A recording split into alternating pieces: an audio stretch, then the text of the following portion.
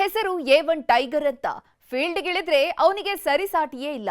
ಹೀಗಾಗಿಯೇ ಕರ್ನಾಟಕ ತಮಿಳುನಾಡಿನಲ್ಲಿ ಈತ ಸಿಕ್ಕಾಪಟ್ಟೆ ಫೇಮಸ್. ಮಂಡ್ಯದಲ್ಲಿ ಇತಿಹಾಸ ಸೃಷ್ಟಿಸಿದವ ಭಾರತ ಮನಸ್ಸಿನಿಂದ ಹೊರಟೋಗಿದ್ದಾನೆ.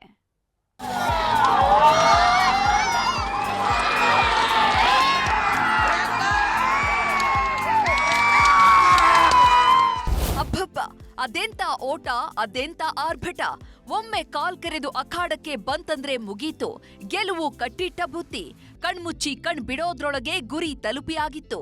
ಹೀಗಾಗಿಯೇ A1 ಟೈಗರ್ ಅಂದ್ರೆ ಮಂಡ್ಯದಿಂದ ಹಿಡಿದು ತಮಿಳುನಾಡಿನವರೆಗೂ ಸಿಕ್ಕಾಪಟ್ಟೆ ಫೇಮಸ್ ಆಗಿತ್ತು.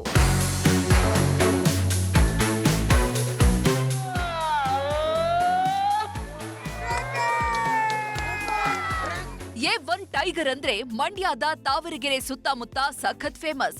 ರಾಜಕಾರಣಿಗಳಿಗೂ ಇರದಷ್ಟು ಅಭಿಮಾನಿಗಳು ಈ ಹಳ್ಳಿಕಾರ್ ಹೋರಿಗೆ ಇದ್ರು. 7 ಅಡಿ ಹೈಟು, ಬಲ ಭೀಮರಂತ ಮೈಕಟ್ಟು, ಪೊಗರಿಗೆ ತಕ್ಕಂತೆ ಹೆಜ್ಜೆ ಹಾಕೋದ್ರಲ್ಲಿ ಎತ್ತಿದ ಕೈ. ಒಮ್ಮೆ ರೇಸ್ ಟ್ರ್ಯಾಕ್ಗೆ ಬಂದು ನಿಲ್ತು ಅಂದ್ರೆ ಮುಗೀತು. ಒಂದಲ್ಲ ಒಂದು ಬಹುಮಾನ ಇದ್ರ ಹೆಸರಿಗೆ ಫಿಕ್ಸ್ ಆಗ್ತಿತ್ತು. ಆ ಮಟ್ಟಿಗೆ ಹಳ್ಳಿಕಾರ್ ರೇಸ್ನಲ್ಲಿ ಈ A1 ಟೈಗರ್ ಹೆಸರು ಮಾಡಿತ್ತು. ಕರ್ನಾಟಕದಲ್ಲಿ ಒಳ್ಳೆ ನೇಮ್ ಮಾಡ್ತು. 9 ಫಸ್ಟ್ ಹೊಡಿತು, 9 ಸೆಕೆಂಡ್ ಹೊಡಿತು, 3 4 ಹೊಡಿತು, 4 3 ಹೊಡಿತು. ಅದಾದಮೇಲೆ ಅವರು ಎಲ್ಲ ನೋಡಿದ್ರು, ಅವ್ರಿಗೂ ಎತ್ತಿಷ್ಟ ಆಯಿತು. ಆ ಎತ್ತಿಷ್ಟ ಆಗಿರೋ ಕಾರಣದಿಂದ ಇಲ್ಲಿಗೆ ಬಂದರು. ತಿರ್ಗಾ ಇನ್ನೂ ಒಂದು ರೇಸ್ ಆಡದೆ ಹೋಗಿ ಮೊನ್ನೆ ಆಡಿದೆ, 4ನೇ ಪ್ರೈಸ್ ಆಯಿತು 300 ಮೀಟ್ರಲ್ಲಿ. ಅವರು ಇಷ್ಟಪಟ್ಟು ನನಗೆ ಬೇಕೇ ಬೇಕು, ಇದೊಂದು ಎತ್ತ ಕೊಡು ಅಂತ ಕೇಳಿದ್ರು. ಅದಕ್ಕೆ ಸೇಲ್ ಮಾಡಿದೆ ಸರ್. ಎಸ್ ಬಿ ರಾಜಣ್ಣಂಗೆ, ತಮಿಳುನಾಡವ್ರಿಗೆ 13,05,000ಕ್ಕೆ ಕೊಟ್ಟೆ ಸರ್. ಕರ್ನಾಟಕ ಮಾತ್ರವಲ್ಲದೆ ತಮಿಳುನಾಡಿನಲ್ಲೂ ಹಲವು ಬಾರಿ ಟಕ್ಕರ್ ಫೈಟ್ ಕೊಟ್ಟು ಬಂದಿತ್ತು. ಹೀಗಾಗಿಯೇ ತಮಿಳುನಾಡಿನ ರಾಜನ್ನವರು ಈ A1 ಟೈಗರ್ ಮೇಲೆ ಕಣ್ಣು ಹಾಕಿದ್ರು. ಎಷ್ಟಾದ್ರೂ ಸರಿ ಈ ಹೋರಿ ನನಗೆ ಬೇಕು ಅಂತ ಪಟ್ಟು ಹಿಡಿದಿದ್ರು. ಲಕ್ಷ ಅಂತ ಶುರುವಾದ ಮಾರಾಟದ ಮಾತುಕತೆ 13 ಲಕ್ಷಕ್ಕೆ ಬಂದು ನಿಂತಿದೆ. ಒಂದೇ ಒಂದು ಹಳ್ಳಿಕಾರ್ ಹೋರಿ ಬರೋಬ್ಬರಿ 13 ಲಕ್ಷಕ್ಕೆ ಸೇಲ್ ಆಗಿದೆ.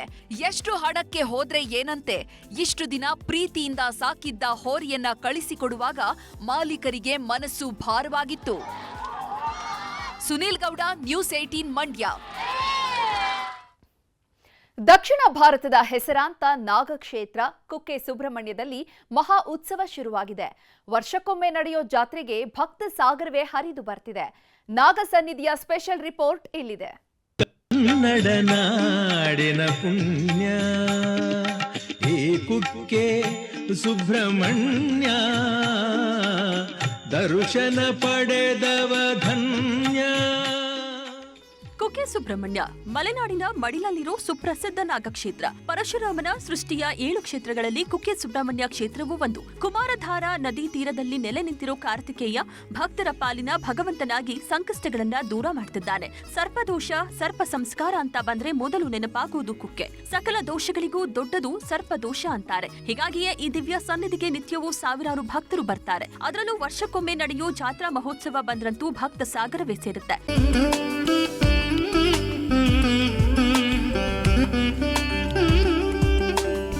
ಸುಬ್ರಹ್ಮಣ್ಯ ಸನ್ನಿಧಿಯಲ್ಲಿ ಕಣ್ಣು ಹಾಯಿಸಿದ ದೂರಕ್ಕೂ ಭಕ್ತ ಸಾಗರವೇ ಕಾಣ್ತಾ ಇದೆ. ನಿನ್ನೆಯಿಂದಲೇ ಭಗವಂತನ ಸಂಭ್ರಮಕ್ಕೆ ಚಾಲನೆ ಸಿಕ್ಕಿದ್ದು, ಗರ್ಭಗುಡಿಯಲ್ಲಿರುವ ಮೂಲ ಹುತ್ತದ ಮಣ್ಣನ್ನ ಸಂಗ್ರಹಿಸಿ ಪ್ರಸಾದದ ರೂಪದಲ್ಲಿ ಭಕ್ತರಿಗೆ ನೀಡಲಾಯಿತು. ಇವತ್ತು ಕೊಪ್ಪರಿಗೆ ಉತ್ಸವ ನಡೆದ್ರೆ ನವೆಂಬರ್ 30ಕ್ಕೆ ಲಕ್ಷ ದೀಪೋತ್ಸವ ನಡೆಯಲಿದೆ. ಬಳಿಕ ಡಿಸೆಂಬರ್ 5, 6 ಮತ್ತು 7ನೇ ತಾರೀಕು 3 ದಿನಗಳ ಕಾಲ ಚೌತಿ, ಪಂಚಮಿ ಮತ್ತು ಷಷ್ಠಿ ಉತ್ಸವ ನಡೆಯಲಿದೆ. ಈ ವೇಳೆ ಭಕ್ತರ ಎಡೆಮಡೆ ಸ್ನಾನಕ್ಕೂ ಅವಕಾಶ ನೀಡಲಾಗುತ್ತೆ.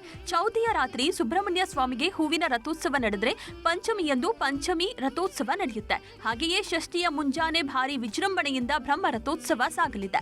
ಈ ಬಾರಿಯ ವಿಶೇಷ ಅಂದ್ರೆ ಇದೇ ಮೊಟ್ಟ ಮೊದಲ ಬಾರಿಗೆ ಪಂಚಮಿ ರಥೋತ್ಸವದ ವೇಳೆ ಆಕರ್ಷಕ ಸಿಡಿಮದ್ದು ಪ್ರದರ್ಶನವೂ ನಡೆಯಲಿದೆ. ಸಾಂಪ್ರದಾಯಿಕವಾಗಿ ನಾವೇ ಅಲ್ಲಿ ಸಿಡಿಮದ್ದು ಪ್ರದರ್ಶನ ಕಾರ್ಯಕ್ರಮ ಕೂಡ 3 ಸತಿ ಪ್ರತಿಯೊಂದು ಜಾತ್ರೆಯಲ್ಲಿ ಮಾಡ್ಕೊಂಡು ಬಂದಿದ್ದೀವಿ. ಈ ಸತಿ ಒಂದು ಕೊನೆಯ ದಿವಸ, ಪಂಚಮಿ ದಿವಸ, ಸ್ವಲ್ಪ ಅದನ್ನು ಉದ್ದವಾಗಿ ಒಂದು ಆಕರ್ಷಕ ರೀತಿಯಲ್ಲಿ ಮಾಡುವಂಥದ್ದು ಪ್ರಯತ್ನವನ್ನು ಮಾಡ್ತಾ ಇದ್ದೀವಿ.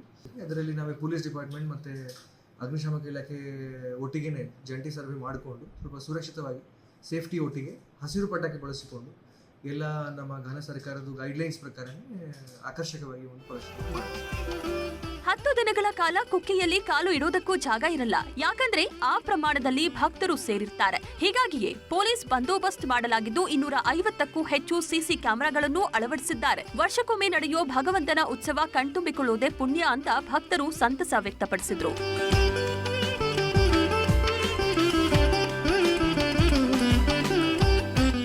ಕುಕ್ಕೆಯಲ್ಲಿ ಮಹಾ ಮಹೋತ್ಸವ ನಡೀತಾ ಇರೋ ಕಾರಣ ನವೆಂಬರ್ 26ರಿಂದ ಡಿಸೆಂಬರ್ 12ರವರೆಗೆ ಸರ್ಪ ಸಂಸ್ಕಾರವನ್ನ ರದ್ದು ಮಾಡಲಾಗಿದೆ. ಒಟ್ನಲ್ಲಿ ಕುಕ್ಕೆಯ ಬೀಡಲ್ಲಿ ಈಗ ಹಬ್ಬದ ಸಂಭ್ರಮ ಮನೆ ಮಾಡಿದ್ದು ಎಲ್ಲೆಲ್ಲೂ ಭಕ್ತರ ಸಾಗರವೇ ಕಾಣ್ತಾ ಇದೆ. ಅಜಿತ್, ನ್ಯೂಸ್ 18 ಪುತ್ತೂರು.